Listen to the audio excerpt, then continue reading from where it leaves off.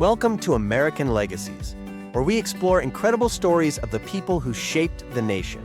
From founders like Benjamin Franklin to creators like Walt Disney, barrier breakers like Rosa Parks to stars like Frank Sinatra. Whether they led revolutions, inspired generations, or changed the course of history, their stories are woven into the fabric of America. Join us as we uncover the triumphs, struggles, and legacies of the heroes of our country. Let's get started. Katherine Johnson's life is a remarkable journey of curiosity, intellect, and perseverance. Best known as one of NASA's human computers who calculated trajectories for America's first spaceflights, Johnson overcame both racial and gender barriers to become an indispensable part of the U.S. space program. Her story, popularized by the book Hidden Figures and its film adaptation, is not only about crunching numbers, but also about breaking barriers and inspiring generations. In this episode, we delve into Katherine Johnson's broader life and legacy, exploring her childhood, education, groundbreaking career, and how her contributions compare to other historical figures. We'll also highlight lesser-known anecdotes that paint a fuller picture of this extraordinary woman. Katherine Coleman was born on August 26, 1918, in the town of White Sulphur Springs, West Virginia. She was the youngest of 4 children. Her father, Joshua Coleman, was a farmer and handyman, and her mother, Joylette, was a schoolteacher. Growing up in rural West Virginia during the Jim Crow era, young Katherine faced the realities of segregation early on. For example, her county did not provide public high school for Black students. Yet, her parents were determined to support their children's education, a commitment that would shape Katherine's future. From an astonishingly young age, Katherine displayed a prodigious talent for math and an insatiable curiosity about numbers. She said, "I counted everything. I counted the steps to the road, the steps up to church, the number of dishes and silverware I washed. Anything that could be counted, I did." Her fascination with numbers went hand in hand with a sharp memory and a love of learning. She later said she had an inherent inclination for math from birth. Katherine's intellect was so advanced that she entered school early and skipped grades. In fact, she started in the 2nd grade by the time she was just 4 years old. She was so eager to learn that she would follow her older brother to school even before she was officially old enough to attend. Her aptitude vaulted her ahead several grade levels. By age 10, she was a freshman in high school, attending a school on the campus of West Virginia State College, a historically Black college near her hometown. This was an incredible accomplishment for a 10-year-old, and it came about because her town, White Sulphur Springs, had no Black high school. Her family actually moved 120 miles so Katherine and her siblings could continue their education beyond the 8th grade. Katherine would later often credit her father's support. He famously told her, "You are as good as anyone in this town, but you are no better than any of them," instilling both confidence and humility. In high school, Katherine's passion for learning only grew. One of her teachers, Miss Turner, taught geometry and became a beloved mentor. Katherine couldn't wait to take her class and excelled under her guidance. By age 14, she had graduated from high school and was ready for college. Entering West Virginia State College at just 15 years old, she initially wavered between studying mathematics, French, and English. A persuasive math professor helped sway her decision. He half-jokingly told Katherine, "If you don't show up for my class, I will come and find you." Enrolling at West Virginia State College, now West Virginia State University, in 1933 as a teenager, she found a nurturing environment among Black academics. She thrived in every math course the college offered and often ran out of classes to take. Recognizing her exceptional talent, one of Katherine's professors took her under his wing. Dr. Claytor was himself a pioneering figure, the 3rd African American to earn a PhD in mathematics, and he encouraged Katherine to aim high. "You'd make a great research mathematician," he told her, and he didn't stop at mere words. In a remarkable gesture of mentorship, Dr. Claytor went so far as to create a special advanced math course just for her, tailoring an analytic geometry of space class to ensure she was fully prepared for the challenges of graduate-level work. Katherine did not disappoint. She graduated summa cum laude from West Virginia State in 1937 at the age of 18, double majoring in mathematics and French. She earned the highest honors, having made quick work of the college's math curriculum. Her time in college was also memorable for her collaborative spirit. She later recalled how in Dr. Claytor's classes, she would sometimes ask questions on behalf of other students when she realized they were struggling with a concept, a first sign of the quiet leadership and team spirit she would exhibit later. Of her mentor, Dr. Claytor, Katherine fondly said, "Many professors tell you that you'd be good at this or that, but they don't always help you with that career path. Professor Claytor made sure I was prepared." With her undergraduate degree complete, Katherine was ready to take her mathematical ambitions to the next level. In 1939, an opportunity arose that was itself historic. West Virginia decided to integrate its graduate schools for the first time. Katherine was handpicked as one of 3 black students, and the only woman, to enroll in West Virginia University's graduate program in mathematics. It was a significant moment. She was breaking a color barrier in higher education. However, this trailblazing step was short-lived. After completing 1 semester of graduate math courses, Katherine left the program. She made this difficult decision for personal reasons. She had recently married James Goebel and decided to start a family. Katherine and James went on to have 3 daughters, Joylette, Katherine, and Constance. Katherine devoted herself to motherhood and teaching during these years. She taught math and French at black public schools in Virginia and West Virginia throughout the late 1930s and 1940s. Teaching was one of the few professional paths open to her. Yet even as she invested in her students and children, she kept her math skills sharp. She remained on the lookout for bigger opportunities, a chance to use her talents on a grander stage should they ever arise. With her daughters growing up and Katherine craving more challenging work, fate intervened. In 1952, at a family gathering, a relative mentioned that the National Advisory Committee for Aeronautics, the federal agency that later became NASA, was hiring mathematicians. Specifically, the Langley Research Center in Hampton, Virginia, needed colored female mathematicians for their all-black West Area computing section. These women were called computers, meaning they performed complex calculations by hand and checked the work of engineers. Hearing of this opportunity lit a spark in Katherine. Here was a chance to engage her mathematical passion in a cutting-edge environment. Katherine applied immediately. Her first attempt didn't succeed. They had already filled the quota of hires for that year. But Katherine did not give up. She applied again the following year, and this time she got the job. She later said, "One should follow new leads and don't give up. Keep trying." In the summer of 1953, 34-year-old Katherine and her family moved to Newport News, Virginia, to begin work at the laboratory in Langley. It was the beginning of a 33-year career at the forefront of aeronautics and space research. Katherine's first assignment was as a member of the West Area Computing Pool, a group of African-American women mathematicians led by Dorothy Vaughan, a fellow West Virginian and later a famed figure in her own right. Even among this talented group, Katherine quickly distinguished herself. She had a hunger to understand the hows and whys of every problem, not just compute answers silently. In an era when workplace norms dictated that the women did what they were told to do without questioning, Katherine was different. They didn't ask questions or take the task any further. "I asked questions. I wanted to know why," she later explained. This curiosity sometimes startled her superiors, but it also impressed them. Within just 2 weeks of her arrival, Katherine was temporarily assigned to assist the all-male Flight Research Division, which needed extra help analyzing data. She performed so well that the assignment became permanent, an unusual and groundbreaking move at the time. No longer confined to the segregated computing pool, she was now working side by side with white male engineers. Katherine also literally earned her place at the table.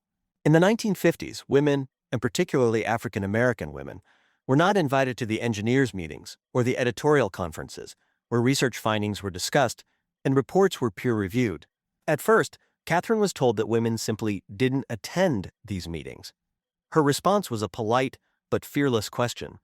"Is there a law that says I can't go?" There was, of course, no such law.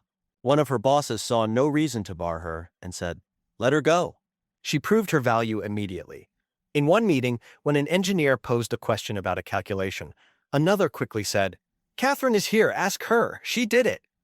Katherine's insistence on being treated as a peer paid off. She became an author on research reports, something unheard of for women then. In 1960, she co-authored a report on orbital calculations, the first time a woman in her division received credit as an author on a technical paper. Her name was listed alongside engineer Ted Skopinski on the document, a precedent that quietly cracked a glass ceiling. During these early years at Langley, Katherine worked on various projects, from analyzing aircraft flight test data to investigating a tragic airplane crash caused by wake turbulence. She balanced this demanding work with her life at home.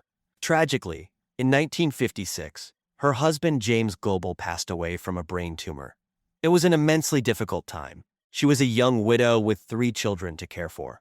Katherine found solace in work. The following year, 1957, would bring new challenges and opportunities that changed the course of her career. On October 4, 1957, the Soviet Union launched Sputnik, the world's first artificial satellite. Sputnik's launch shocked the United States and marked the beginning of the space race between the Cold War superpowers. For Katherine Johnson, Sputnik also marked a turning point. NASA, the agency where she worked, was transformed into NASA in 1958 with a new mission, spaceflight. Many Langley engineers pivoted to forming NASA's Space Task Group, and Katherine, with her reputation for brilliance, came along with the program. She was soon calculating rocket trajectories and orbital mechanics, work that was both pioneering and pressure-filled, as the United States sought to catch up to Soviet space achievements. One of Katherine's first major accomplishments in the space program came in 1961. She did the trajectory analysis for Alan Shepard's Freedom 7 mission. Shepard's flight on May 5, 1961 was a 15-minute suborbital hop, the first time an American went to space. To plot Shepard's capsule path from launch to splashdown, NASA needed the precise mathematical equations of motion. Katherine's calculations helped ensure Shepard's mission was a success. She later co-authored a NASA report laying out the equations for placing a satellite into orbit at a specified landing point. Perhaps the most famous episode of Katherine's career, and the one that made it into the Hidden Figures movie climax, was John Glenn's Friendship 7 mission in February 1962. Glenn was to be the first American astronaut to orbit the Earth. By then, NASA was using electronic computers, IBM machines, to calculate orbits and trajectories. Yet, in 1962, these computers were still new and not wholly trusted. They could suffer from technical hiccups, and the concept of relying on a machine for life-and-death decisions made the astronauts uneasy. As a matter of caution, Glenn and the engineering team agreed on a special step before launch. They would have Katherine Johnson manually verify the computer's orbital calculations. Days before the mission, as part of his pre-flight checklist, Glenn famously insisted, "Get the girl to check the numbers. If she says they're good, then I'm ready to go." The girl, Katherine, by that time well known to the astronauts for her unerring accuracy, Glenn had worked with her on earlier flights as well. Katherine Johnson spent hours poring over the orbital equations by hand, using only a desktop mechanical calculator and her formidable brain. She confirmed that the computer's numbers were correct. Only after Katherine gave her nod did John Glenn's Friendship 7 launch proceed on February 20th, 1962. Glenn became the first American to orbit Earth, circling the globe 3 times and returning safely. The mission was a triumph for NASA and a major psychological win for the country.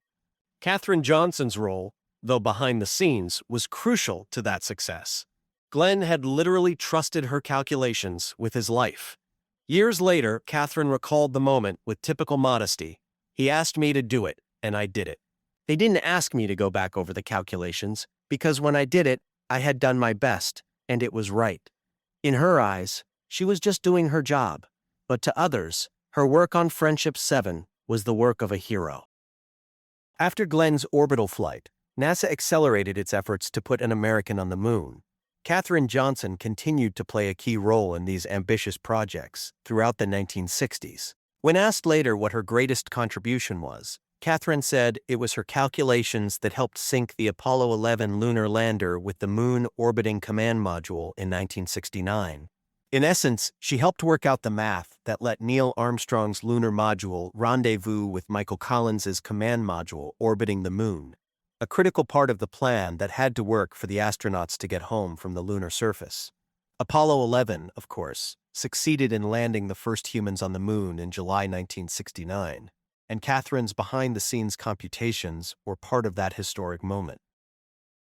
She also contributed to the Apollo 13 mission in 1970, a lesser-known fact that underscores her importance.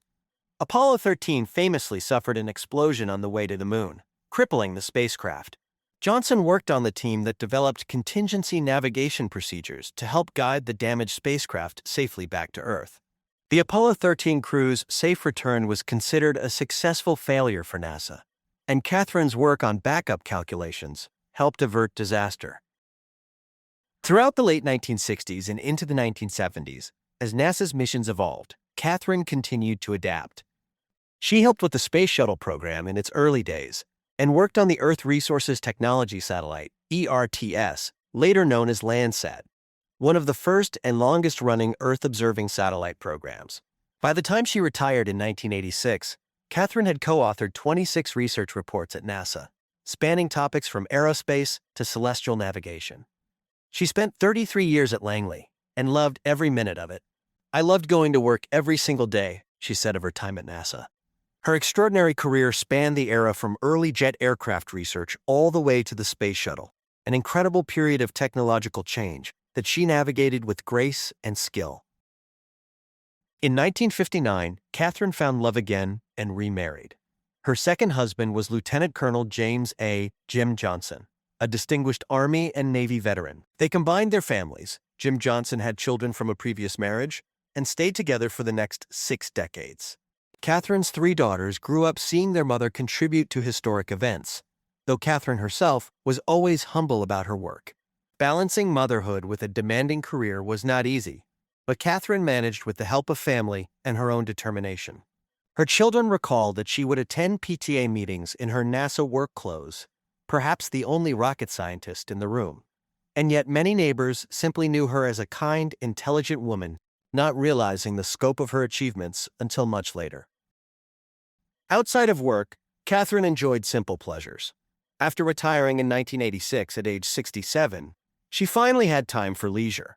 She loved to travel, play bridge, a game that certainly suited someone who loved math and strategy, watch sports, and spend time with her growing family. She and Jim traveled extensively, and Katherine remained mentally sharp and curious well into old age. Not one to rest on her laurels, she also engaged in community work and inspired young students by speaking at schools and events about the importance of STEM: science, technology, engineering, and math. "We will always have STEM with us. There will always, always be mathematics. Everything is physics and math," she would tell students, emphasizing that the need for problem solvers never goes away. Katherine became a beloved role model, especially for girls and African American youth considering STEM careers, and she took that role seriously. Even in her 90s, she was known to say yes to conference invitations and panel discussions, eager to pay it forward and encourage the next generation. For most of her career, Katherine Johnson's incredible contributions were known only to her colleagues. She was one of many quiet, unsung heroes at NASA, but history had a way of catching up to give credit where it's due. In 2015, President Barack Obama awarded Katherine Johnson the Presidential Medal of Freedom, the highest civilian honor in the United States. She was 97 years old at the time, and the honor came as part of a wave of recognition for the so-called hidden figures of NASA's early days. Standing at the White House ceremony, this soft-spoken mathematician from West Virginia was hailed as an American hero. It was one of the few times Katherine openly showed pride in her accolades. Receiving the Medal of Freedom was a thrill, she admitted. Just a couple of months later, in January 2016, Margot Lee Shetterly published Hidden Figures: The American Dream and the Untold Story of the Black Women Who Helped Win the Space Race.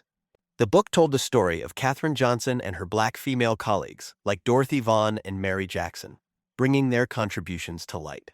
Shetterly, who grew up in Hampton, Virginia, had been inspired by hearing about these women, including from her own father, a scientist at NASA. The book became a bestseller, and Hollywood soon adapted it into the film Hidden Figures, released in late 2016, with actress Taraji P. Henson portraying Katherine on screen. Katherine, at 98 years old, got to see herself depicted in a movie, something few people ever experience. She found the sudden fame rather bewildering. As she told a reporter at the time, "There's nothing to it. I was just doing my job." In her characteristically humble way, she genuinely didn't understand what all the fuss was about. Nevertheless, the public was finally learning her story, and she was gracious about the attention. Katherine even made a surprise appearance on stage at the 2017 Academy Awards ceremony, receiving a standing ovation from Hollywood's biggest stars, a powerful moment of recognition for a lifetime of quiet achievement. The honors kept coming. In September 2017, NASA's Langley Research Center named a brand new computational research facility after her and held a dedication ceremony in her honor. At 99 years old, she attended the ribbon cutting for the building that now bears her name. Speakers at the event hailed her as one of the most admired and inspirational people ever associated with NASA. Katherine's response, delivered with a laugh, was, "You want my honest answer? I think they're crazy." This humorous remark drew chuckles, but also admiration. In her brief remarks to the NASA staff who would work in the Katherine G. Johnson Computational Research Facility, she gave simple advice. Like what you do, and then you will do your best. Back in her hometown of White Sulphur Springs, West Virginia, the local library was renamed in her honor, ensuring that future generations in her community would know her name. West Virginia State University, her alma mater, also unveiled a statue of her on campus in 2018, on the eve of her 100th birthday. Even popular culture embraced her legacy. In 2018, the toymaker Mattel released a Barbie doll of Katherine Johnson as part of its Inspiring Women series, complete with glasses and a NASA badge. Katherine found all of this both amazing and amusing. In 2019, she published her autobiography, Reaching for the Moon, aimed at young readers. In it, she recounted her life in her own words, hoping to inspire kids with her journey from a little girl who loved to count to a mathematician who helped send humans into space. By this time, her name was firmly etched among the pantheon of American pioneers. Katherine passed away on February 24, 2020, at the age of 101. Tributes poured in from around the world. NASA Administrator James Bridenstine called her an American hero and said her pioneering legacy will never be forgotten. The news of her death was covered widely, with many noting how fitting it was that Katherine lived to see herself transformed from a hidden figure into a celebrated icon. Katherine Johnson's legacy has grown so significantly that leaders and historians now mention her name alongside some of the greatest innovators in American history. In his final State of the Union address in 2016, President Obama praised Katherine Johnson in the same breath as Thomas Edison, the Wright brothers, and George Washington Carver, towering figures known for invention and innovation. This comparison by a sitting U.S. president speaks volumes. It places Katherine Johnson, a once unseen mathematician, in the company of those who fundamentally changed the nation through science and ingenuity. Like Edison with the light bulb or the Wrights with the airplane, Katherine contributed something indispensable to America's narrative. Her calculations helped put humans on the moon and win the space race. Katherine Johnson's life offers a wealth of lessons and inspirations for casual history fans and scholars alike. Here are some important takeaways from her story. Passion for learning. From childhood on, Katherine demonstrated a love of learning. She devoured education, leaping ahead in school and seizing every opportunity to learn more. Her story illustrates the value of nurturing curiosity. Love learning, she often said, a lesson embodied by her excitement for mathematics and her fond memories of inspiring teachers. Perseverance and grit. Katherine encountered numerous barriers due to her race and gender. Schools were segregated, jobs were limited. At NASA, she was initially restricted to the women's pool, yet she persisted. When turned away by NACA the first time, she applied again and earned her spot. When told women didn't go to meetings, she asked, "Why not?" and walked through the door. Her career teaches us the power of tenacity. Don't give up, keep trying, and push gently against unjust rules. Excellence as advocacy. Johnson didn't march in streets or give fiery speeches. Instead, she quietly proved herself through excellence. Her weapon was impeccable work. By being so good at what she did, she left no room for doubt in her colleagues' minds. This is how she changed attitudes at NASA. At the end of the day, color didn't matter. You were only as good as your last answer, Katherine said of her time there. Her example shows that breaking barriers can sometimes be achieved by simply being the best and letting the results speak. Teamwork. Despite her incredible talents, Katherine always emphasized that she was part of a team. She was quick to credit others and often downplayed her role. "There's nothing to it. I was just doing my job," she insisted, genuinely surprised by the fame that found her late in life. Her humility and cooperative spirit are a reminder that great achievements are usually group efforts, and one can be a hero without needing the spotlight. Katherine's focus was always on the mission, not on personal glory. Mentorship and paying it forward. Katherine benefited from mentors like Professor Claytor, who went the extra mile for her. She paid that forward by encouraging students and young professionals throughout her life. In her retirement, she would visit schools and tell young people, especially girls and minorities, that they too could excel in STEM fields. The takeaway is the importance of mentorship and representation.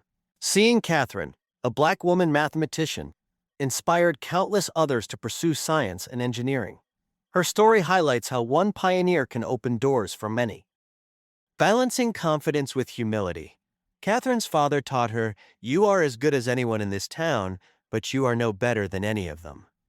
This mantra guided her life. She carried herself with quiet confidence, never believing she was inferior to anyone, but also with respect for others. She neither saw herself as below nor above anyone else. This balanced mindset allowed her to hold her own among famous scientists and astronauts, even as she remained a down-to-earth person. Lifelong discipline and order. Even in her 90s, Katherine admitted she still counted things and liked everything to be neat and parallel. The anecdote of her straightening a crooked picture frame at age 99 because things must be in order is endearing. It reflects the inner mathematician at work, a mind that values precision and order in all things. The broader lesson is that the passions and habits we develop early can positively shape our entire lives. The impact of unsung heroes.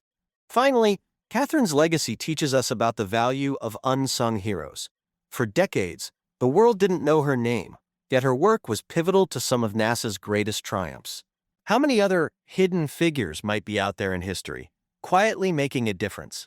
Katherine's story encourages us to recognize and appreciate those behind-the-scenes contributors, who often don't get recognition until much later, if at all. It reminds us that history is enriched by digging deeper and telling all of the stories, not just those of the most famous people. In summary, Katherine Johnson's life is an inspiring chapter in American history. Born in a segregated small town, she reached for the moon, quite literally, with her calculations. Along the way, she navigated the challenges of segregation, pursued education with fervor, raised a family, and carved out a place for herself in a field where Black women were almost never seen. Her contributions at NASA helped the United States achieve some of its proudest moments in space exploration, from John Glenn's orbit to the Apollo 11 moon landing. What makes Katherine Johnson's story resonate deeply is not only the rockets and numbers, but the human elements, her relentless curiosity, her courage to question norms, her grace in the face of discrimination, and her constant humility. She lived to be 101, long enough to see herself transformed from a hidden figure into a celebrated hero. She received the accolades many decades after she earned them, showing that recognition may be delayed, but true excellence endures. As Margot Lee Shetterly eloquently said at the dedication of the building named for Katherine, "We are living in a present that Katherine and her peers willed into existence, with their pencils, their slide rules, their mechanical calculating machines, and, of course, their brilliant minds." Katherine Johnson's work truly changed our history, and now her history is changing our future by inspiring new generations of innovators. Thanks for listening in on our journey into the fascinating life of Katherine Johnson. Join us next time as we consider another of our country's greatest treasures, here on American Legacies. See you then.